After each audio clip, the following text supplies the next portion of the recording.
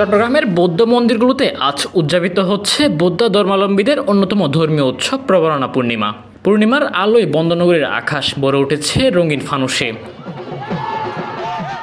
দিনভর নানা আয়োজনে পালিত হয় প্রবরণা পূর্ণিমা।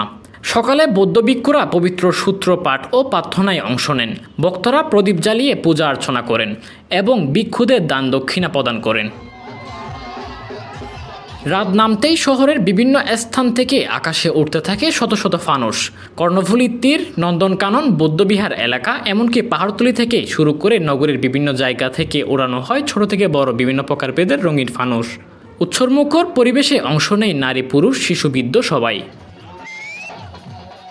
বৌদ্ধ ধর্মমতে প্রবরণা পূর্ণিমা বৌদ্ধ ভিক্ষুদের বর্ষাবাস শেষে আত্মসমালোচনা ও পাপ মোচনের দিন।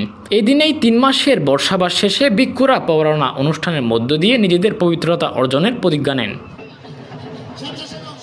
শান্তি, সহমর্মিতা ও পবিত্রতার প্রতীক এই উৎসব আজ রঙে ও আলোয় ভরিয়ে তুলেছে চট্টগ্রামের রাত।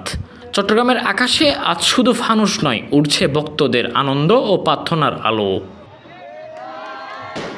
শাহনীল চৌধুরী, দৈনিক অর্থনীতি, চট্টগ্রাম।